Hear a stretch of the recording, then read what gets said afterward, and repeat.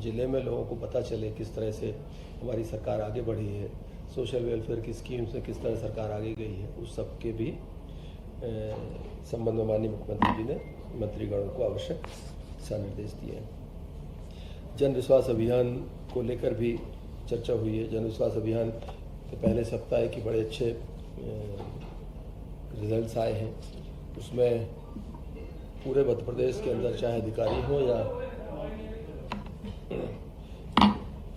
मध्य प्रदेश में जन अभियान, हमारा जो जन विश्वास अभियान है, इसके शुक्रवार के दिन की जो रिपोर्टिंग है पूरे प्रदेश में, चाहे शासकीय स्तर अधिकारियों की हो या राजनेताओं की हो, बहुत ही बढ़िया इसके परिणाम निकल के आ रहे हैं। मुझे लगता है कि आगामी समयों में जो स्थानीय स्तर की छोटी छोटी समस्याएं रहती हैं उनके निराकरण के लिए और सरकार से सीधे संवाद के लिए एक बड़ी महत्वपूर्ण हमारी ये एक माननीय मुख्यमंत्री जी के मार्गदर्शन में एक कोशिश है सरकार की।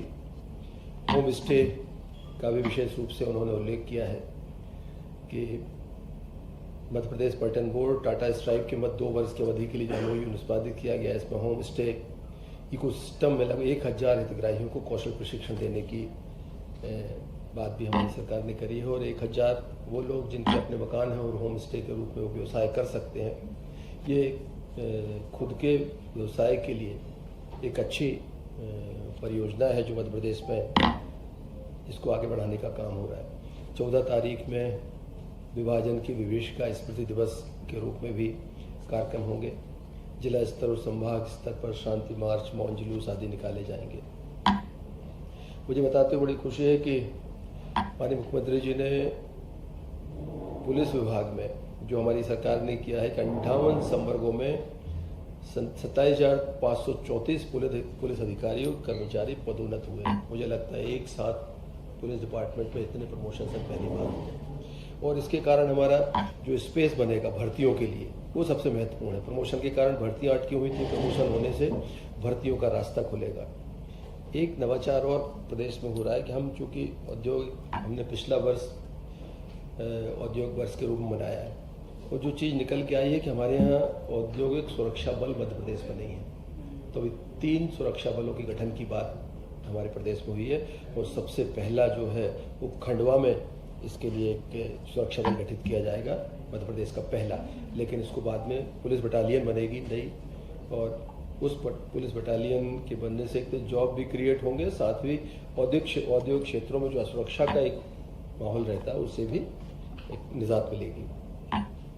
बलराम कृषि महोत्सव धूमधाम से पूरे प्रदेश में मन रहा है। 15 जुलाई से अब तक लगभग 13 आयोजन हो चुके हैं। आज 14वां आयोजन माननीय मुख्यमंत्री जी करने वाले हैं और स्वाभाविक रूप से चूँकि कृषि कल्याण वर्ष है तो इसमें हर हाल में किसान को 10 घंटे बिजली मिले खेती के उपयोग के लिए, इस बात के लिए सरकार प्रतिबद्ध है। और कृषि कल्याण वर्ष में दुग्ध उत्पादन, हमारा जो वाइट रेवोल्यूशन है जिसे कहते हैं, उसमें बहुत मध्य प्रदेश में बहुत स्कोप है। अभी सांची ब्रांड का जो हमारा उसके ब्रांड के आधार पर हम ये कह सकते हैं कि अभी हमारा उत्पादन लगभग 12% है दूध का। इसे हम 20% लक्ष्य पर ले जाने के लिए कटिबद्ध हैं और जिस पर विभाग भी काम कर रहा है। ब्रिक्स का एक महत्वपूर्ण आयोजन हुआ और माननीय प्रधानमंत्री जी के नेतृत्व तो पहले G20 बैठकों और अब ब्रिक्स की बैठकों के माध्यम से भारत की अंतर्राष्ट्रीय पहचान उज्जवल हुई है। मध्य प्रदेश भी सौभाग्यशाली है कि हमें ब्रिक्स की दूसरी बैठक की मेजबानी करने का अवसर मिला और जैसा माननीय मुख्यमंत्री जी ने बैठक में बताया कि मुख्य थीम जो रही है वो लचीलापन, नवाचार, सहयोग और स्थिरता के निर्माण के संकल्प के साथ आयोजित इस 3 दिवसीय वैश्विक समागम ने अंतर्राष्ट्रीय कूटनीतिक और सांस्कृतिक सहयोग का एक नया इतिहास रचा है। इसमें 14 देशों के 55 उच्च स्तरीय प्रतिनिधि शामिल हुए। 11वीं विकसित संस्कृति मंत्रियों की बैठक, भोपाल घोषणा पत्र का अंगीकार करना, इस तरह के बड़े दूरगामी परिणामों को लक्षित करते हुए एक बड़ा आयोजन यहाँ पर संपन्न हुआ है। हमारा एविएशन इंडस्ट्री में मध्य प्रदेश की एक बड़ी भूमिका है और एयर कनेक्टिविटी में हम बहुत तेज़ी से आगे बढ़ रहे हैं। मध्य प्रदेश हिंदुस्तान का वाहिद राज्य है जिनमें कि आज़ादी के पहले के एयरपोर्ट, आज़ाद होने के बाद 5 बरस तक की उपलब्धि और इन 5 सालों की उपलब्धि, इसमें अमूल चूल परिवर्तन हुआ है। पहले जहाँ हमारे पास केवल 4 एयरपोर्ट होते थे, जबलपुर, भोपाल, इंदौर और ग्वालियर का।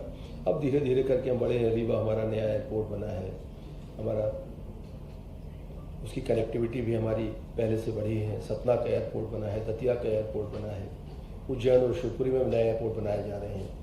और कल जो पिछले दिनों हमारी 8 नई हवाई मार्गों पर सेवाएं शुरू हुई हैं। इंदौर अबू धाबी अंतर्राष्ट्रीय उड़ान उसमें शामिल है। भोपाल से सरजाह सीधी अंतर्राष्ट्रीय उड़ान प्रारंभ करने का भी लक्ष्य है। और भोपाल से रीवा, भोपाल पटना, रीवा कोलकाता, जबलपुर कोलकाता ये भी प्रारंभ की गई। तो हम ये कह सकते हैं कि हवाई यात्राओं के मामले में ही मध्य प्रदेश काफ़ी आगे बढ़ रहा है।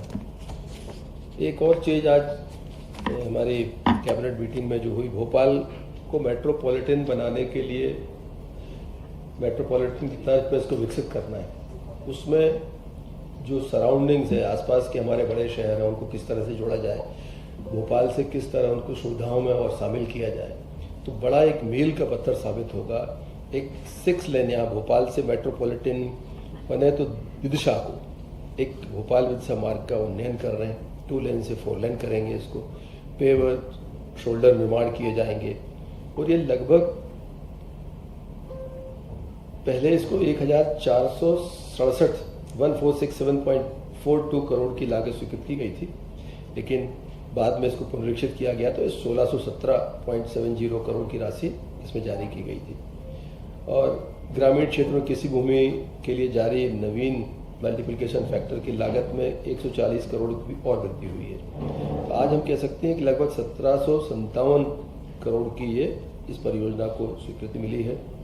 और ये इस परियोजना हेतु जो कंसेशन हमारा अवधि है वो 17 वर्ष की रहेगी। और इस मार्ग के बनने से भोपाल के साथ साथ विदिशा को भी एक बड़ा बाजार मिलेगा। विदिशा को विकास की सुविधा संभावनाएं बढ़ेंगी, क्योंकि स्वाभाविक रूप से जब मार्ग बनता है तो मार्ग विकास के रास्ते भी खोलता है, इंडस्ट्रीज के रास्ते खोलेगा। आपके होटल इंडस्ट्री है, वेयर हाउसिंग है, लॉजिस्टिक्स है, सारी चीज़ों का एक तरह से उनको लाभ मिलने वाला है। एक चीज़ और, भोपाल शहर के हिसाब से हमारा बाईपास जो भोपाल बाईपास 4 लेन BOT टोल वाली परियोजना का जो था, उसमें पिछले 2 वर्षों में 145.87 करोड़ रुपए टोल एकत्रित किया गया। और ये लगभग 77 करोड़ रुपए प्रतिवर्ष के हिसाब से ये टोल वसूला जाता है। इसका उपयोग मार्गों के उन्नयन, रखरखाव और राज्य बजट पर निर्भरता न रहे, इसके लिए इसका उपयोग करते हैं।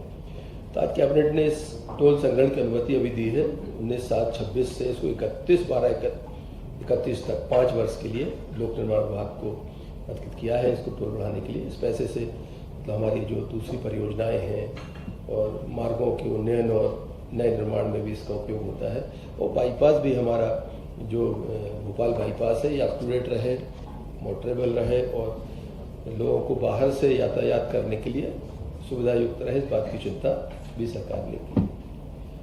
एक चीज़ और विशेष रूप से आज हुई है, Indian council of agriculture research Bharat सरकार के अंतर्गत जो गठित उपक्रम है नेशनल सोयाबीन रिसर्च इंस्टीट्यूट, इसको हमने भूमि आवंटित करने का काम किया है।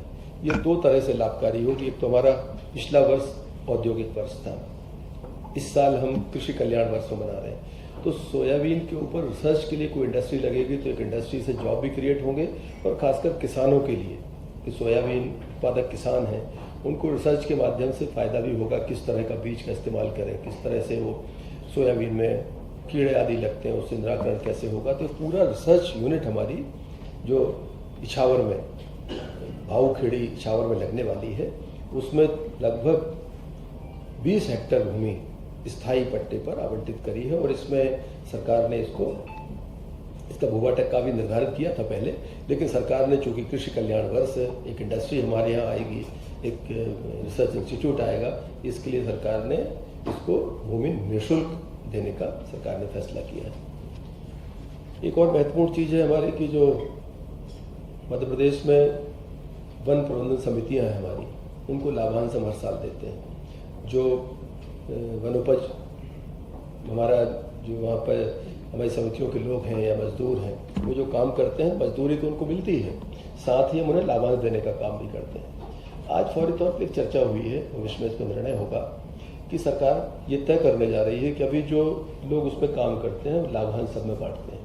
कई बार बाहर से मजदूर आते हैं, दूसरे राज्यों से भी आते हैं, तो हकदार सब वो भी होते हैं। सरकार इस बात पे आगे बढ़ रही है कि हम जो काम करने आएंगे सबको वाजिब मजदूरी मिले, लेकिन जो लाभांश है उसका वो लेकिन स्थानीय स्तर पर जो वन समितियां हैं, जो वहाँ के निवासी हैं, मध्य प्रदेश के उन गाँव के निवासी हैं, लाभांश उनमें ही वितरित किया जाए। इस बात के लिए सरकार आगे बढ़ी है। मुझे लगता है आगे आने वाले समय में इस चीज़ को जमीन पर उतारने का काम होगा।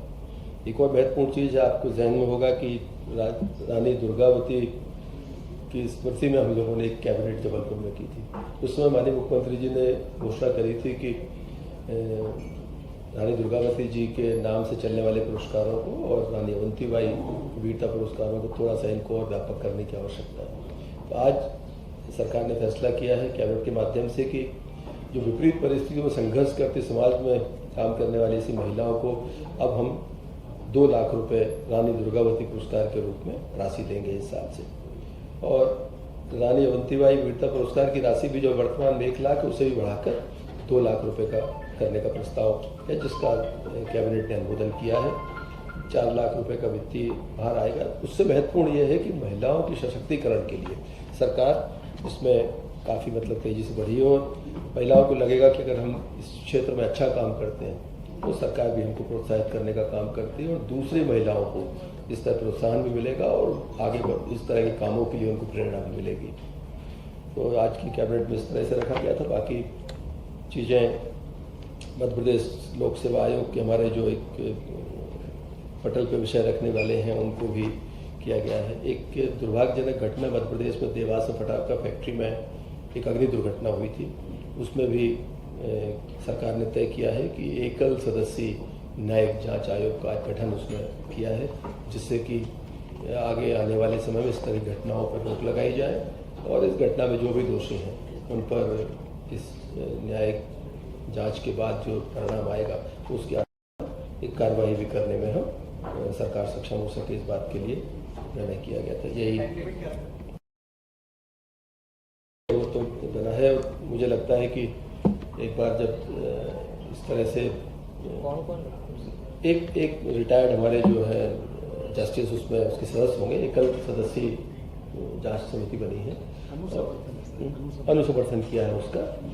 पहले उसको दल गठित किया गया था, उसको कैबिनेट ने अप्रूव किया है और उनके जो जांच रिपोर्ट आएगी उसके आधार पर आगे कार्रवाई के लिए सरकार बढ़ेगी।